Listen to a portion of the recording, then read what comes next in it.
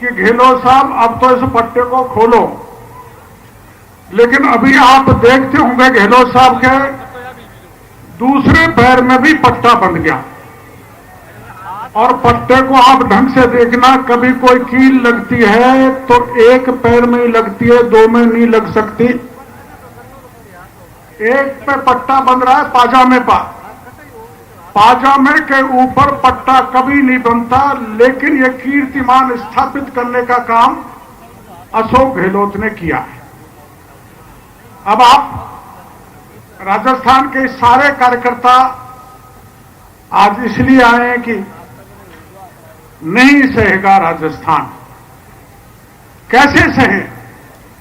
देश में कहीं पर भी कभी भी ऐसा नहीं होगा कि शासन सचिवालय में, योजना भवन में गहलोत की अलमीरा करोड़ों रुपए उगले, सोना उगले और केवल एक डिप्टी डायरेक्टर को गिरफ्तार करके इतिश्री कर दी जाए। गहलोत साहब सुन लो, ये भारतीय जनता पार्टी आपको सहन बर्दाश्त करने वाली नहीं है। आईटी के मामले में 5,000 करोड़ का घोटाला गहलोत साहब की सरकार ने किया है, जिसमें गहलोत साहब खुद शामिल हैं। यहां जल शक्ति मंत्री बैठे हैं गजेंद्र जी, इन्होंने राजस्थान को केंद्र से 30,000 करोड़ रुपए दिया। 30,000 करोड़, 20,000 करोड़ के टेंडर में घोटाला हुआ। आपको जानकारी है कि वो टेंडर जब मामला उठा तो निरस्त करने पड़े, इसलिए कि उसमें घोटाला था।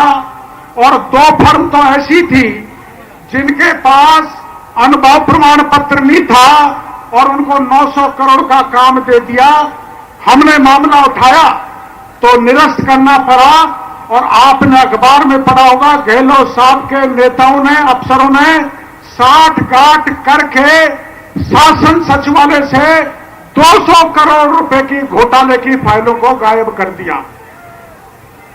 जल जीवन में घोटाला, खान में घोटाला, और मैंने वैभव गहलोत का बेटे का भी मामला उठाया था। फिर मैं गहलोत साहब इस बड़ी सभा में आप पर खुद पर आरोप लगाना चाहता हूं कि आपका बेटा यहां से काला धन को भेजता है मॉरिशस के रास्ते से, और हजारों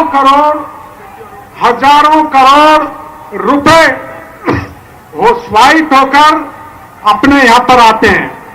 और बेरोजगारों के साथ जो अन्याय हुआ है वो आप जानते हैं। राजस्थान में 67 लाख बच्चों ने परीक्षा में भाग लिया। 10 परीक्षा के पेपर आंदोलन के कारण निरस्त करने पड़े।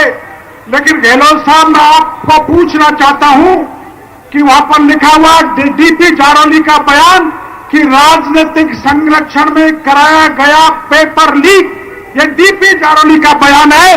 तो राजनेता कौन कौन है जिन्होंने पेपर लीक किया? उन पर आज तक शिकंजा क्यों नहीं कसा? शिकंजा करना तो, कसना तो दूर की बात, उल्टी डीपी जारौली को क्लीन चिट दे दी। एसओजी ने आज तक उसको पूछा तक नहीं। आरपीएससी का मामला उठाया गया, हमने कहा आरपीएससी से पेपर लीक हुआ है। और आपको पता है आरपीएससी के बाबूलाल कटारा तो भीतर हैं, लेकिन चेयरमैन बाहर हैं। मुख्यमंत्री की कृपा है, चेयरमैन जेल में नहीं जा सकता।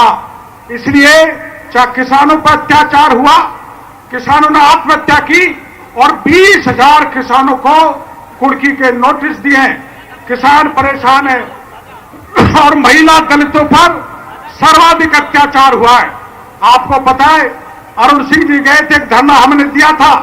एक दलित युवती को रात के 1:30 बजे उठाया गया, उसके साथ रेप किया गया, उसके गोली चलाई गई, गोली से नहीं मरी तो उस पर तेजाब डाल दिया, और तेजाब से भी नहीं मरी तो उसको एक कीड़ों में डाल दिया।